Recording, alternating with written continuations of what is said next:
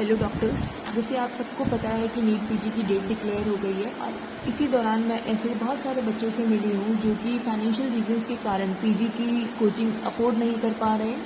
तो उन सब की रिक्वेस्ट पे, उन सब बच्चों की हेल्प करने की इच्छा से मैंने ये चैनल शुरू करा है, जहाँ पे will cover only the important topics जिन पर डायरेक्ट MCQs आते हैं। I will try and cover only those topics जो कि बहुत इंपॉर्टेंट है और आप उनको डायरेक्टली बाय हार्ट याद करने से बहुत सारे MCQs सॉल्व कर पाएंगे।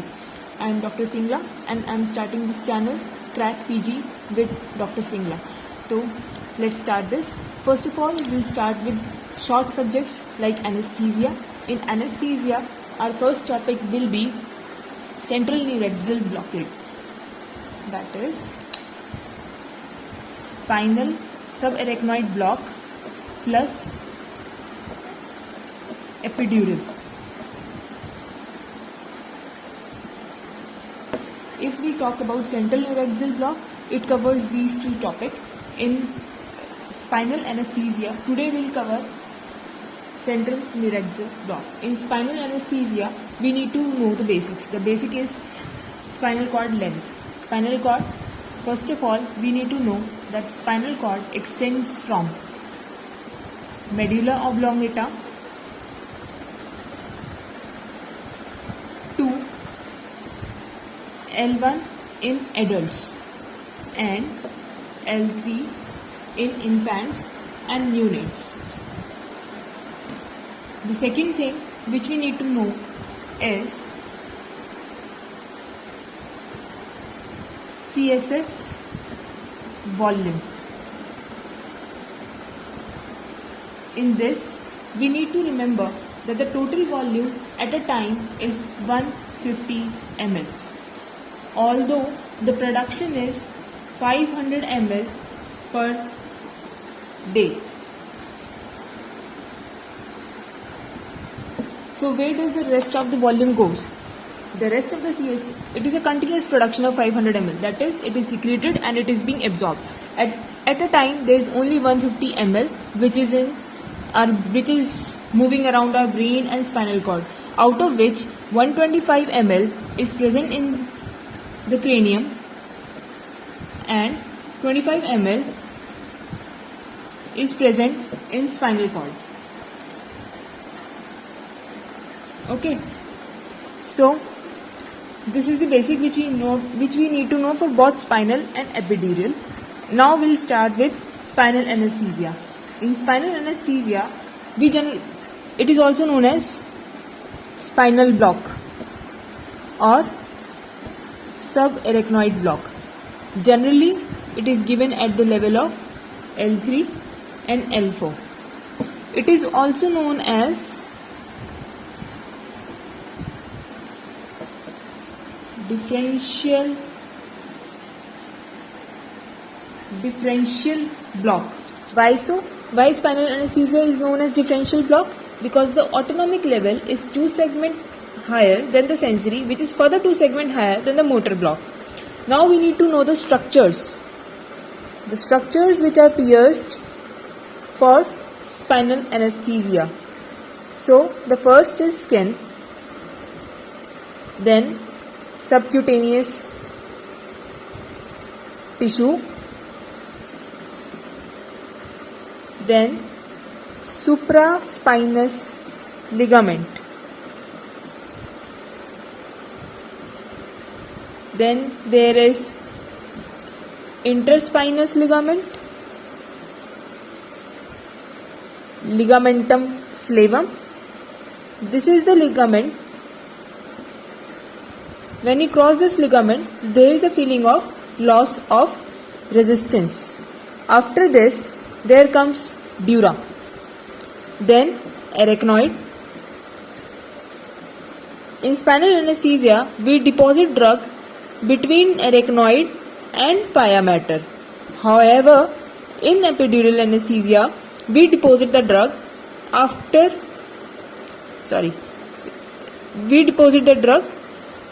ligamentum flavum before dura.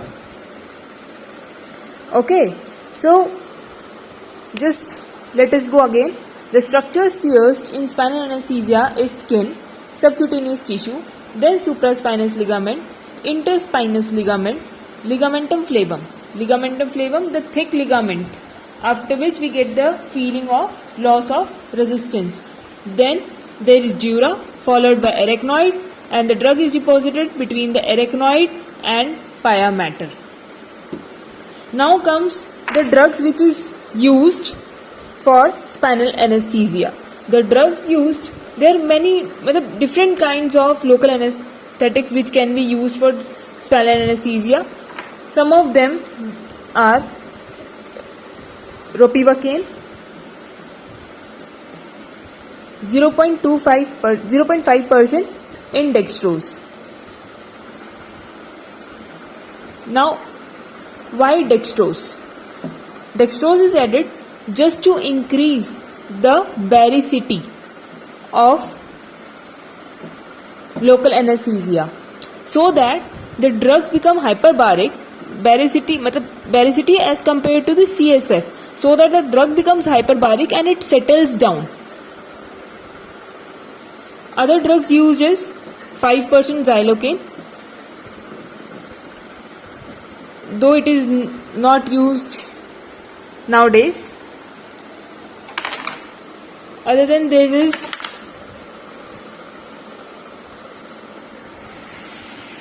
levobupivacaine,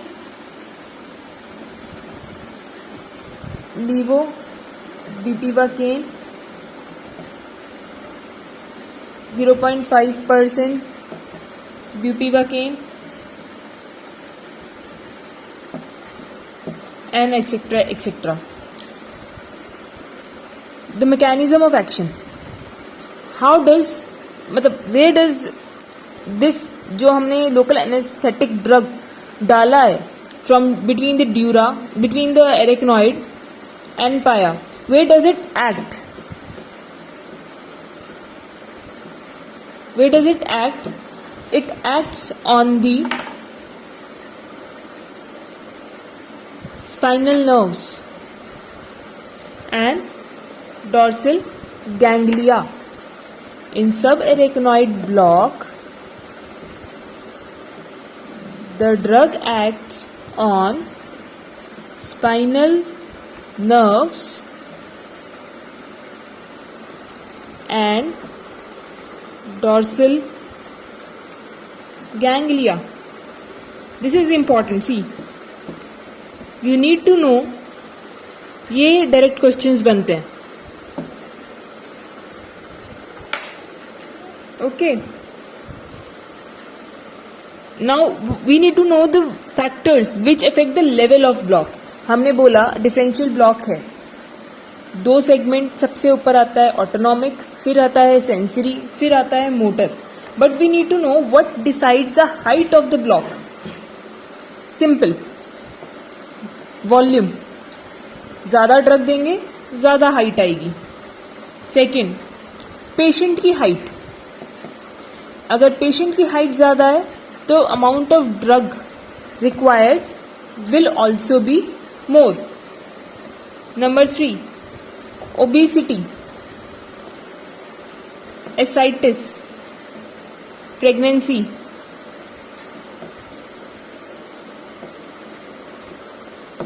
इन सब में एब्डोमिनल प्रेशर बढ़ जाता है, जिसकी वजह से the CSF space becomes narrow. Thus, the amount of drug required is decreased. Number 4, position of the patient. हमने बोला कि हमारा जो ड्रग है वो हाइपरबारिक है. हाइपरबारिक है, इट मूव्स विद ग्रेविटी. तो पेशेंट की position makes a very important difference in achieving the level required. Okay.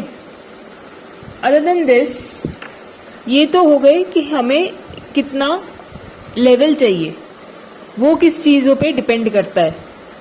इसके अलावा स्पाइनल एनेस्थीसिया के खुद के हमारी बॉडी पे क्या फिजियोलॉजिकल इफेक्ट्स आ सकते हैं. Because of spinal anaesthesia there is, सबसे पहले रेस्पिरेटरी में पड़ता है. In respiratory there is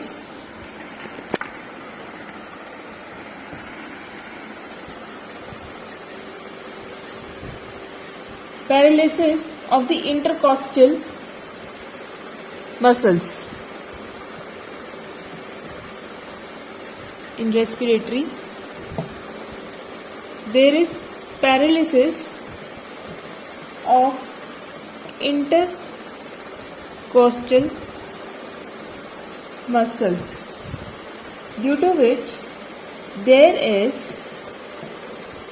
decrease in maximum breathing capacity and active exhalation. Sorry, थोड़ी सी कैमरे की ओरिएंटेशन ठीक नहीं हो पा रही है, just because it is my first video. I promise I will improve in further videos, just bear with me. Secondly, in respiratory में there is no effect on the tidal volume and ABG. Okay, so this is the important point. They'll ask you what all are affected in spinal anesthesia. So you need to know that tidal volume and ABG remains same. They are not at all affected. However, in cardiovascular system, there is vasodilation. Why vasodilation? Because there is sympatholysis, due to which there is vasodilation. There is pooling of blood in legs. Pooling of blood in legs, leading to decrease in BP, as there is decreased venous return. I hope this is clear. Right. Sometimes there is bradycardia. Why bradycardia? Because if the level achieved is T4, then in T4 the heart fibers are also included.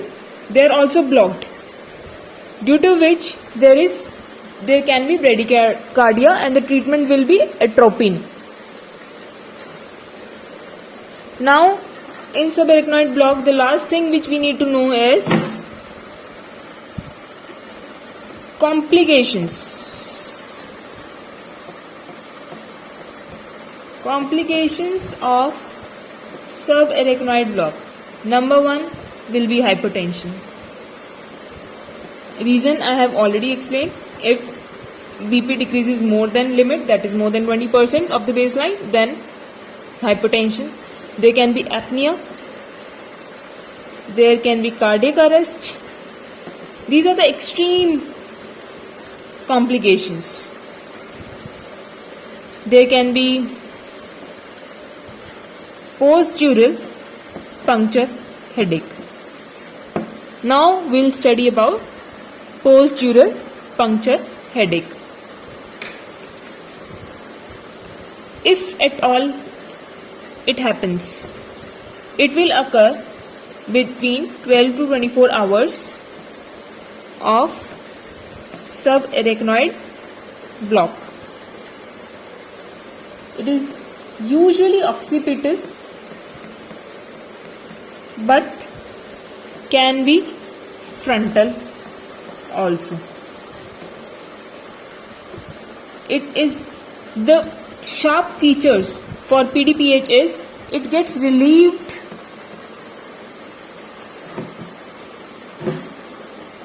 on lying down. Patient typically gives in a history that I have a headache that gets relieved on lying down. And the cause why PDPH will occur after spinal anesthesia, because there is excessive leakage of CSF cause. Excessive leakage of CSF from the dural rent. Okay. So how can we prevent? So what happens if there is CSF leakage? How does it matter? There is a traction on the pain sensitive structures which leads to PDPH. headache. Now the factors through which the ways how we can reduce down the complications, how can we reduce the chances of patient having an headache, patient having complaining of PDPH is number 1, decrease the size of the needle used. If a larger gauge needle is used, that is 27 gauge or 29 gauge, then the chances of PDPH is very minimal. Okay, because obviously the size is decreased, then there will be a smaller hole in dura, less leakage of CSF, obviously then less chances of PDPH. The type of needle. If we use pencil point needle, then there are less chances of PDPH because the pencil point needle separates the dural fibers instead of cutting them. Number of punctures. Obviously, if our expert is putting a subarachnoid block, he will require less number of attempts, less number of punctures, less chances of PDPH. It is also gender biased. In females, there are more chances of PDPH as compared to male, and that too in young females. So, now if at all it happens, then what is the treatment for PDPH? Treatment. Number 1, hydration. Number 2, supine position.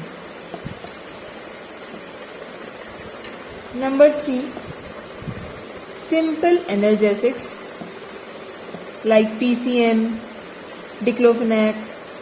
Number 4, if the case is extreme and it is not being relieved through any remedy, then epidural blood patch.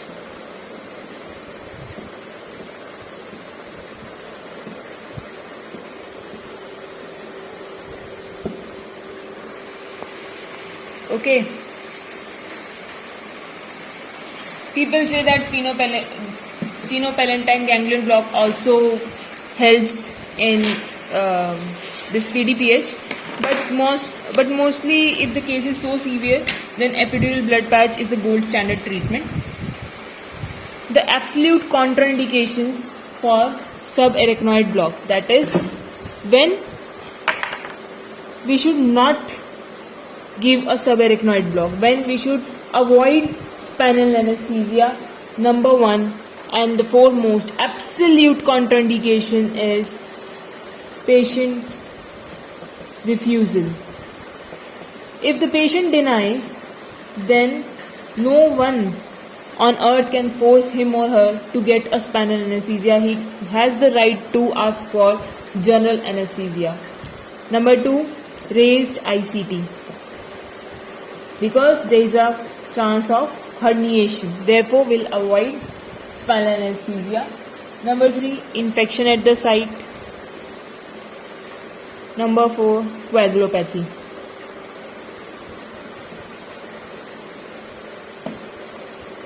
Okay, so this is all you need to know about spinal anesthesia. Let's move forward to epidural anesthesia. Let's start with epidural anesthesia. It is basically given for post-operative analgesia, labor analgesia, or rarely to conduct high-risk surgeries, mainly abdominal and lower limb surgeries. The drug used is more or less safe: bupivacaine, ropivacaine, opioids. Local anesthetics act on spinal nerve roots, same as spinal anesthesia. Opioids act on substantia gelatinosa of dorsal horn cells. Now, further you need to, I have already tell you people that where does the drug is being deposited, where we deposit the drug in epidural anesthesia, that is after crossing the ligamentum flavum and before piercing dura. Now there are various methods of achieving that loss of residence or various methods of putting in epidural. Epidurals, that is epidural space is a negative pressure space. So the various methods to locate this space is number 1, hanging drop method. Hanging drop method. It is also known as Guittress sign. Okay. Number 2 is Macintosh extradural space indicator. Number 3 is Westphal sign. Now they ask indirectly what is Westphal sign? That is the absence of knee jerk. That is the absence of knee jerk after epidural anesthesia is known as Westphal sign. Other method is Duran sign.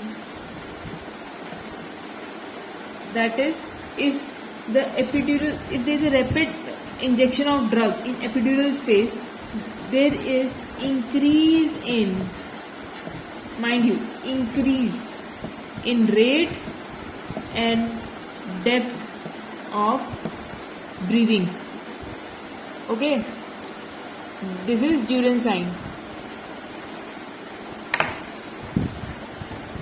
Now we'll learn about the adverse effects of epidural opioid. If we are giving opioid in epidural space, then what will be the adverse effects? The adverse effect is pretty nurse. Nice, na? How can a nurse be adverse effect? How can a pretty nurse be an adverse effect? But still, for N, there is nausea. U stands for urinary retention. R for respiratory depression. And S for sedation. These are the adverse effects of epidural opioids. Now the advantages of epidural anesthesia over spinal anesthesia. Advantages are that there is no chance of PDPH because we are not piercing dura. There is no loss of CSF. So there is no chance of PDPH. There is less hypotension. And we can extend the epidural as much as we want. We can extend the level of block as much as we want, which is not possible with a single bolus of spinal anesthesia or single block, one-time block of spinal.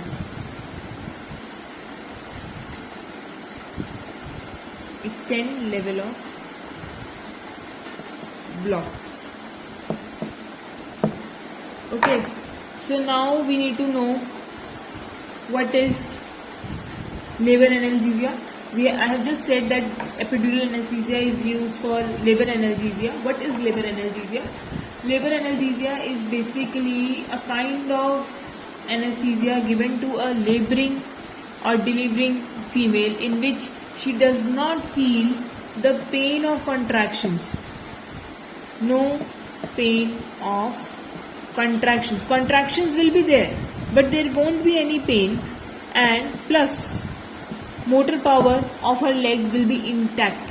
That is, she will be able to push, she will be able to walk, and there will be no pain of labor. Before closing this topic of central neuraxial block, I'll just go through the contraindications of central neuraxial block combined, as in both spinal and epidural anesthesia. Number one is if the patient is on antiplatelet drugs. Antiplatelet drugs. Clopidogrel. If the patient is on clopidogrel, it should have been stopped 14 days before.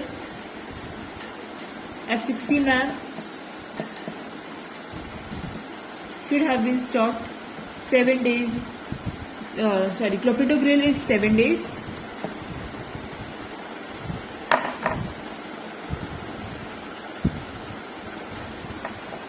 Clopidogrel is 7 days. Abciximab is 2 days. And ticlopidine is 14 days. Okay. If the patient is on oral anticoagulants like warfarin,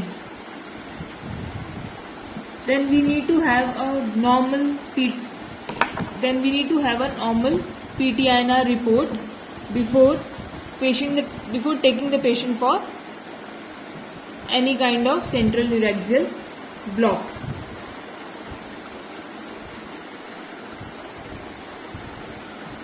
If the patient is on low molecular weight heparin,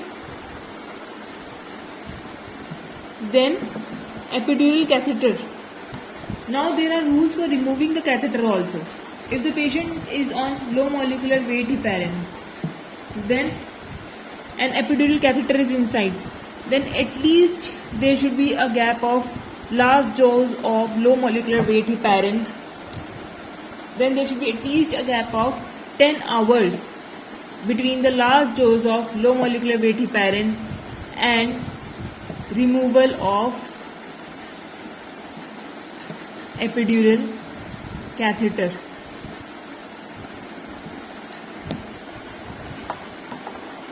Okay, so I hope you find this useful, and I hope I keep making further videos, I keep helping people, and I hope you crack NEET PG soon. Best of luck, doctors. Keep working, keep studying.